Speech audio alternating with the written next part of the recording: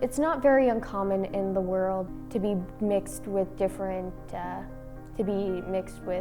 cultures, religions, nationalities, and I'm not that different. Being Métis in this world, sometimes you can feel a bit of a displacement. It is the story of how I deal with discrimination as an Indigenous youth. To be mixed with different cultures, religions, nationalities, and I'm not that different. I have a European mom and a Cree First Nation father, and I still face discrimination because of my skin tone. We want to give you guys tips and tricks on how to cope and get through this hard time in your lives and how to make it better.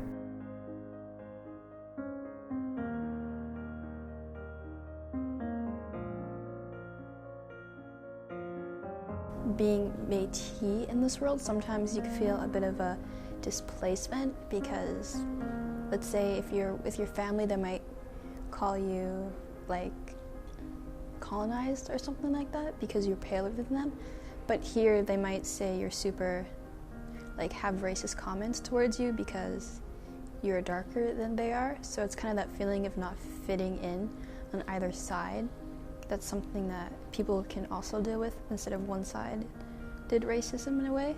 I've had a few experiences, especially when I was younger, to the discrimination of being Métis because on the one side I appeared more paler to my peers as a child, and also if I came here then I was darker too, and I didn't understand why sometimes people would stare at me or say mean things because as a child you don't know what racism is really, and so that's something I had to overcome. And I used to ask my parents why that was happening, and they used to say just ignore it. They wouldn't tell me what it was, and as I got older I learned it was racism, and it didn't feel good. Sometimes in this world right now, you kind of have to just live on and ignore racist comments because unfortunately there are racist people in this world, and as a colored person you will come across that. And the important thing is to find people around you that make you happy and make you comfortable, and to find a place you like to call home, somewhere where you're comfortable, and ignore what everyone else says about you. It's important that you're happy in your circle. I'm Indigenous myself, but I seem more paler than others. The way that I would like to give for everyone is the story of how I deal with discrimination as an Indigenous youth. When I would be at my school, I would hear a lot of racist kids running around, trying to fit in with the rest of the group, and I'd hear them make rude comments, and then I'd be like, hey, you shouldn't say stuff like that about Indigenous people. It's extremely harmful stereotype and not good for anyone. And they would look at me and say, hey, you shouldn't know anything, you're white. And I'm like, actually, no, I'm status Indigenous, and still yet, even if I was white, it would not make any more of a difference. It shouldn't be harmful towards anyone's skin color or race. I was having a conversation with someone who I'm not so good of friends with. I won't mention their name, of course.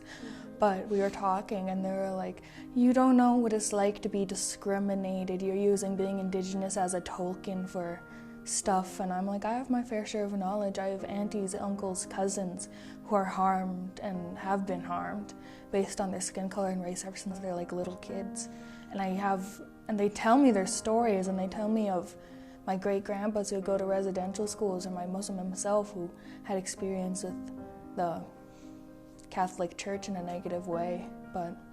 So I have my fair share of knowledge on it, and I found it awfully rude of them to assume like, hey, you're using this as a token. No, I am proud of my culture and who I am.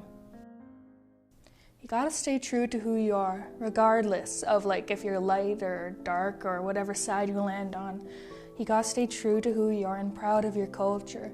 The world is filled with discrimination and hate, and you've gotta learn how to deal with that on your own. Because if you just ignore it and never bother it, it's not really gonna make a change. But if you accept who you are and show proud to your true self, you can't help make a difference. But it all starts with individual people giving their own story. If you look back far enough in your history, you will see that we all come from similar backgrounds, similar ancestors, and that's nothing to be ashamed of. So there's no reason for us to try to fix ourselves. There's nothing wrong with us. And the reason why we're being discriminated against, it's because people don't understand us.